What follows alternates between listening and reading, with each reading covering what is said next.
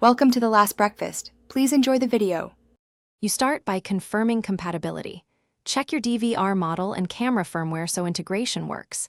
This avoids device conflicts later. Next, plug the DVR into your router with Ethernet and verify the network shows active.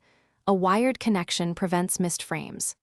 Once done, note the DVR serial, admin username, and your Ezviz account info.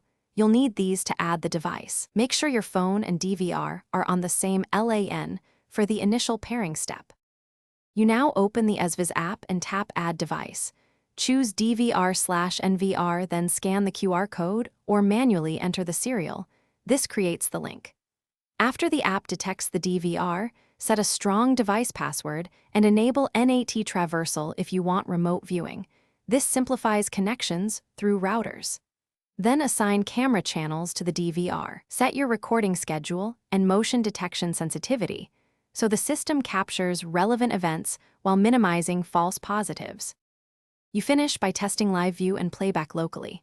After that, test remote login from cellular data to confirm outside access.